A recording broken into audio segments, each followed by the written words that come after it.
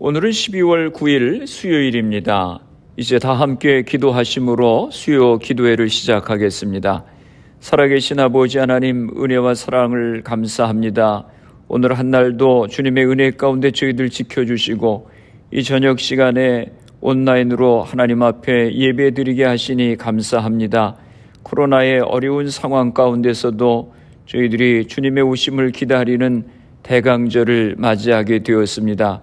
올 한 해의 삶을 돌아보면서 지금까지 함께 하신 주님의 은혜를 기억하고 감사하는 저희들이 되게 하시고, 또 주님의 오심을 기다리면서 우리 자신들이 주님의 모습을 닮아가게 하시고, 얼마 남지 않은 이 한 해를 또 주의 뜻 가운데서 잘 마무리하며 새해를 준비할 수 있는 저희가 되어질 수 있도록 은혜를 허락하여 주시옵소서. 이 시간 하나님 앞에 예배드리는 저희들을 축복하여 주시고, 저희들이 빈 마음으로 하나님의 말씀을 듣고 받아들일 수 있는 저희 모두가 되게 하여 주시옵소서. 예수님의 이름으로 기도드리옵나이다. 아멘. 오늘 우리에게 주시는 하나님의 말씀은 마태복음 9장 14절에서 17절까지 말씀입니다. 그때에 요한의 제자들이 예수께 나와 이르되 우리와 바리새인들은 금식하는데 어찌하여 당신의 제자들은 금식하지 아니하나이까? 예수께서 그들에게 이르시되 혼인집 손님들이 신랑과 함께 있을 동안에 슬퍼할 수 있느냐? 그러나 신랑을 빼앗길 날이 이르리니 그때에는 금식할 것이니라. 생배 조각을 낡은 옷에 붙이는 자가 없나니 이는 기운 것이 그 옷을 당기어 헤어짐이 더하게 됨이요 새 포도주를 낡은 가죽 부대에 넣지 아니하나니 그렇게 하면 부대가 터져 포도주도 쏟아지고 부대도 버리게 됨이라. 새 포도주는 새 부대에 넣어야 둘이 다 보존되느니라. 아멘. 할렐루야. 모두들 평안하셨지요? 마태복음 8장과 9장에는 기적을 행하시는 예수님의 이야기가 기록되어 있습니다. 8장과 9장의 예수님의 기적 이야기는 세 단락으로 나눌 수 있습니다.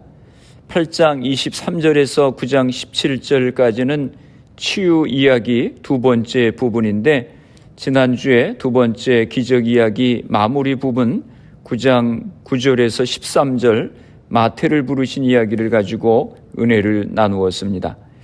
예수님께서 세리 마태를 제자로 부르시고 그의 집에서 세리 마태와 다른 세리들과 함께 식사하시는 것을 본 바리새인들이 이렇게 항의합니다. 11절입니다. 바리새인들이 보고 그의 제자들에게 이르되 어찌하여 너희 선생은 세리와 죄인들과 함께 잡수시느냐? 바리새인들의 이러한 문제 제기에 대해서 예수님은 이렇게 답변하십니다. 12절입니다. 예수께서 들으시고 이르시되 건강한 자에게는 의사가 쓸데없고 병든 자에게라야 쓸데있느니라. 예수님은 13절 하반절에서 자신의 선교 목적을 명확하게 밝히십니다. 나는 의인을 부르러 온 것이 아니요 죄인을 부르러 왔노라 하시니라. 예수님은 세상에서 멸시와 천대를 받았던 세리 마태에게 관심을 가지시고 그가 제자가 되겠다고 요청하지도 않았는데 그를 부르셨습니다. 그리고 친히 집에까지 신방해 주셨습니다. 그리고 함께 음식을 잡수셨습니다. 그리고 마태의 친구들하고도 같이 식사하셨습니다. 예수님은 오늘도 중심이 겸손하고 진실하고 영적으로 거듭난 가난한 사람을 찾으십니다. 죄인들과의 식사 이야기에 바로 뒤이어서 이제 금식에 관한 가르침이 나옵니다. 예수님께서 죄인들과 식사 교제를 나누신 때는 아마도 바리새인들의 금식일이었던 것 같습니다. 마가복음 2장 18절에 보면 이렇게 말씀합니다. 요한의 제자들과 바리새인들이 금식하고 있는지라 사람들이 예수께 와서 말하되 요한의 제자들과 바리새인의 제자들은 금식하는데 어찌하여 당신의 제자들은 금식하지 아니하나이까? 아마도 예수님께서 세리 마태의 집에서 식사하신 때는 바리새인들의 금식 기간이었던 것 같습니다. 그렇다면 죄인들과의 식사는 바리새인들이 금식 규정에도 벗어난 그런 행동이었을 것입니다. 서기관들과 바리새인들에 이어서 이번에는 세례 요한의 제자들이 예수님께 문제를 제기합니다. 요한의 제자들은 예수님께 대해 대적자는 아니었지만 예수님께 대한 이해가 부족했던 것 같습니다. 바리새인들은 구약이 규정한 매년 속죄일 금식 이외에도 매주 2차례씩 월요일과 목요일에 금식하였습니다. 그런데 아마도 요한의 제자들도 바리새인들의 이런 금식 규례를 따랐던 것으로 보입니다. 마태복음 6장 6절에서 18절에 보면 예수님께서 금식에 대해서 말씀하시면서 금식할 때 외식하는 자들과 같이 슬픈 기색을 보이지 말고 사람에게 보이려고 얼굴을 흉하게 하지 말라고 하셨습니다. 머리에 기름을 바르고 얼굴을 씻으라고 하셨습니다. 금식할 때 사람에게 보이려고 하지 말고 오직 하나님 아버지께만 보이게 하라고 하셨습니다. 예수님께서는 금식을 적극적으로 명령하거나 권하지는 않으셨지만 금식 자체를 거부하지도 않으셨습니다. 하지만 예수님은 현재 상황에서는 자신의 제자들이 금식하는 것이 적절치 않다고 하는 점을 분명하게 밝히십니다. 예수님은 현재 상황을 결혼잔치로 비유하십니다. 여기서 결혼잔치는 메시아 잔치를 지칭하는 것이 분명합니다. 예수님은 그 잔치의 주인공인 신랑을 메시아이신 자신에 비유하시고 그 잔치의 손님들을 자신의 제자들에 비유하십니다.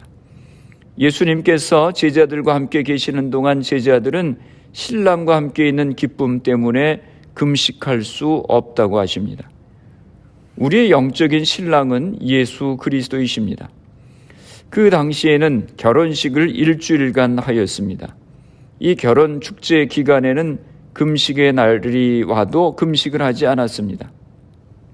축하하기 위해서입니다. 아주 열정적으로 축하를 합니다. 요한복음 2장에서 우리는 가나의 혼인잔치를 볼 수 있습니다. 얼마나 술을 많이 먹는지 술통이 다 빌 때까지 먹었다고 했습니다. 그때는 금식하지 않았습니다. 그러나 축제가 끝나고 이제 신랑을 일단 신부에게 데려다 준 후에는 그 규례대로 금식을 하는 것입니다. 예수님은 이런 일상적인 경험을 그대로 적용해서 세례 요한의 제자들에게 대답해 주신 것입니다. 내가 영적인 신랑인데 나와 함께 대축제를 베풀고 있는 이때에 금식할 필요가 있겠느냐 하는 것입니다. 그러나 신랑을 빼앗길 때가 온다고 하는 것입니다. 예수 그리스도께서 십자가에 못 박혀 죽을 때가 옵니다. 그때가 너희들이 금식할 때라고 하셨습니다. 예수님의 요점은 이렇습니다. 나와 함께 있을 때는 금식할 필요가 없다. 기뻐하고 즐거워하고 감격하고 음식을 먹고 축제를 즐기는 것이다. 나와 함께 있을 때 슬픈 기색하지 말라라고 말씀하시는 것입니다. 실제로 문둥병이 낫고 귀신이 쫓겨나갔습니다. 안진뱅이가 일어났고 중풍병자가 침상을 들고 걸어갔습니다. 이것이 그리스도인의 삶입니다. 그리스도인의 삶이란 감사하고 기뻐하고 발과 발목에 힘을 얻고 뛰며 걸으며 노래하는 것입니다. 신랑이 있는 동안에는 먹고 마시고 축제하라고 말씀하셨습니다. 신앙이라고 하는 것은 억지로 슬픈 기색을 띠고 경건한 척하는 것이 아닙니다. 어린아이처럼 기뻐하고 감격하는 것입니다. 하나님의 구원의 은혜 앞에 감격하는 것입니다. 그러나 신랑 되신 예수를 빼앗길 때에는 금식해야 됩니다. 예수를 믿다가 죄의 구덩이에 빠져서 헤어나오지 못하게 될 때에 우리는 회개하고 금식해야 되는 것입니다. 사탄에 억압되었는데 기도로 이기지 못할 때 금식하며 사탄과 대적해야 할 때도 있는 것입니다. 이 두 가지를 우리는 잘 이해해야만 하는 것입니다. 금식에 대한 가르침에 이어서 예수님은 새 천조각과 새 포도주 비유를 통해서 메시아의 사역과 기존의 유대교 종교 체제 사이의 관계에 대한 일반적인 원리를 제시해 주십니다. 16절입니다. 생배 조각을 낡은 옷에 붙이는 자가 없나니 이는 기운 것이 그 옷을 당기어 헤어짐이 더하게 됨이요. 예수님은 복음을 새 천조각으로 유대계 율법을 낡은 옷에 비유하십니다. 낡은 옷에 새 천조각을 붙이면 새로운 배를 물로 빨면 낡은 옷이 신축성이 없어서 찢어지게 됩니다. 낡은 유대교 관습과 율법으로는 복음을 수용할 수 없다고 하는 것입니다. 17절에도 말씀하십니다. 새 포도주를 낡은 가죽 부대에 넣지 아니하나니 그렇게 하면 부대가 터져 포도주도 쏟아지고 부대도 버리게 됨이라. 새 포도주는 새 부대에 넣어야 둘이 다 보존되느니라. 새 포도주는 복음을 의미하고 낡은 가죽 부대는 유대교의 율법의 관행들을 의미하는 것입니다. 옛날 유대 시대에는 그릇이 귀했습니다. 그래서 물주머니나 포도주 주머니로 양이나 염소의 가죽을 사용했습니다. 그런데 오래된 가죽은 신축성이 떨어져서 새 포도주를 넣으면 터지게 되는 것입니다. 왜냐하면 새 포도주는 이제 발효가 되기 시작해서 막 부풀어 나는데 낡은 가죽 부대는 신축성이 없어서 터져버리게 되는 것입니다. 새 포도주는 생명력이 있습니다. 능력을 가지고 있습니다. 폭발하는 능력, 터지는 능력, 팽창하는 능력, 확장하는 능력, 자라나는 능력이 있단 말입니다. 이런 것을 낡은 부대에 넣으면 어떻게 되겠습니까? 터지고 맙니다. 모름지기 그릇은 그 내용물을 따라가야 합니다. 내용물인 포도주 자체가 폭발력을 가지고 있으므로 부대는 그 폭발력을, 그 생명력을 수용할 수 있는 융통성을 지니고 있어야 합니다. 복음서를 읽으면서 바리새인들과 서기관들이 계속해서 예수님을 따라다니면서 예수님의 말씀이나 행동들에 대해서 트집을 잡고 율법의 규례에 어긋난다고 얘기를 합니다. 과거의 유대교 율법이나 관습으로는 예수님의 복음을 받아들일 수 없는 것입니다. 예수님의 복음을 담을 수가 없는 것입니다. 감당이 안 되는 것입니다. 그래서 예수님께서 새 술은 새 부대에 담아야 한다고 말씀하셨습니다. 사도행전 15장에도 보면 예루살렘 회의에 대한 이야기가 나옵니다. 무엇이 문제였습니까? 유대인의 할례의 관습이 문제였습니다. 이방인들도 유대인들처럼 할례를 받지 않으면 구원받을 수 없다고 유대교 기독교인들이 주장을 했습니다. 그래서 이 문제를 가지고 이방인의 구원의 문제를 어떻게 해결할 것인가를 심각하게 토의하고 결론으로 그들의 관습을 깨고 이방인은 할례를 받지 않아도 예수님의 은혜로 예수님을 믿는 믿음으로 구원받는다고 하는 구원의 교리를 확정하게 되었습니다. 만약에 예루살렘 회의에서 유대교 기독교인들이 주장하는 대로 이방인도 할례를 받아야 한다고 결정이 났다고 하면 기독교는 오늘날의 세계적인 기독교가 되지 못했을 것입니다. 유대교의 한 종파로 남게 되었을 것입니다. 복음에는 거듭남이 필요합니다. 변화가 필요합니다. 얼마 전에 작고하신 삼성의 이건희 회장이 아내 빼고는 모두 바꾸라고 했다지요. 우리는 예수 믿으면서 내가 가지고 있는 옛 관습과 습관들을 새롭게 갱신하고 복음 안에서 변화를 받아들여야 하는 것입니다. 1517년 마틴 루터의 종교개혁이 일어난 것도 천주교가 복음을 해석하고 행하는 데 있어서 타락하고 새롭게 갱신하지 못하게 되니까 종교개혁이 일어나게 된 것입니다. 신부들과 평신도들을 두 계급으로 나누고 신부들만이 사역자이고 평신도는 신부들이 시키는 일이나 하는 사람들이라고 생각을 했습니다. 면죄부를 팔고 말씀을 라틴어로만 사용을 해서 일반인들이 말씀을 이해할 수 없게 했습니다. 그래서 종교개혁을 하면서 내건 세 가지 기치가 무엇이었습니까? 오직 은혜로, 오직 말씀으로, 또 모든 성도는 사역자라고 하는 것이었습니다. 우리는 처음에 은혜 받고 예수 믿을 때는 모든 것이 새롭고 기쁘고 감사한데 오랫동안 신앙생활을 하다 보면 기쁨도 잃어버리고 율법적이 되고 판단하고 내가 신앙생활을 해왔던 대로 하지 않으면 잘못된 것 같아서 정죄하게 됩니다. 하워드 슈나이더라고 하는 선교학자가 새 포도주는 새 부대라고 하는 책을 썼습니다. 그는 그 책에서 오늘 우리가 읽은 본문의 말씀을 인용하면서 복음은 시대마다 새로워져야 된다고 했습니다. 과거 농경사회에서 복음에 대한 해석과 관습이 21세기 도시화 사회와 기계 문명 속에서 새롭게 해석되고 적용되어야 한다고 하는 것입니다. 낡은 전통, 해묵은 철학, 삐걱거리는 제도, 구태의연한 관습의 낡은 부대 속으로 복음을 가두어 두어서는 안 된다고 말했습니다. 우리 교회에서도 불과 몇 년 전까지만 해도 예배 시간에 기타를 치고 드럼을 치고 박수 치는 것을 이상하게 생각하고 불평한 분들도 있고 또 그것 때문에 교회를 떠난 분도 계셨습니다. 예배 시간에 파워포인트를 사용하고 성경을 파워포인트에 보여주는 것을 불경건한 것이라고 생각을 하고 현재 예배 순서를 바꾸는 것을 잘못된 것이라고 생각했었던 분도 있었습니다.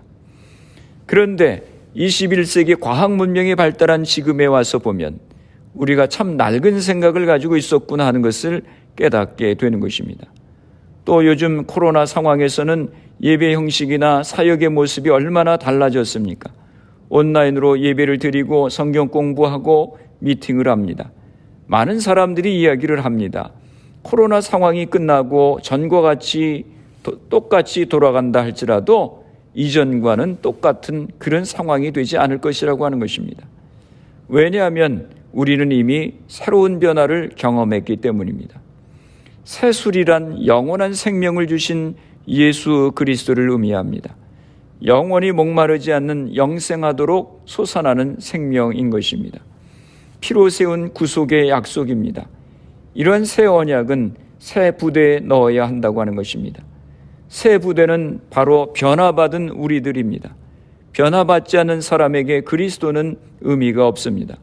변화되어야 하는 것입니다. 고린도후서 5장 17절에 그런즉 누구든지 그리스도 안에 있으면 새로운 피조물이라 이전 것은 지나갔으니 보라 새 것이 되었도다라고 말씀하셨습니다. 예수님은 생명이십니다. 생명을 죽음으로 만들 수 없습니다. 우리는 빛입니다. 빛이 있는 곳에 생명이 있습니다. 새 술은 새 부대에 넣어야 합니다. 거듭난 사람이 되어야 하는 것입니다. 이것이 오늘 예수님이 우리에게 요구하시는 것입니다. 세례 요한의 제자들, 당신들은 거듭났는가? 당신들은 새로워졌는가? 이것이 예수님께서 그들에게 질문하시는 것입니다. 당신들은 거듭난 사람들인가? 우리에게도 예수님께서 이것을 물으시는 것입니다.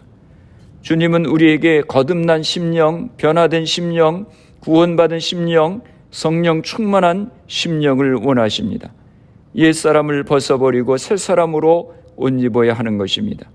예수님의 생명을 담기에 부족함이 없는 그런 새 부대가 되어야 하는 것입니다. 자신이 먼저 변해야 하는 것입니다. 끊임없는 자기 변화입니다. 교회도 새롭게 변해야 합니다. 교회가 옛날의 전통 그대로 가지고 있으면 죽게 되는 것입니다. 시대에 따라 형식을 바꾸지 않으면 내용이 죽게 되는 것입니다.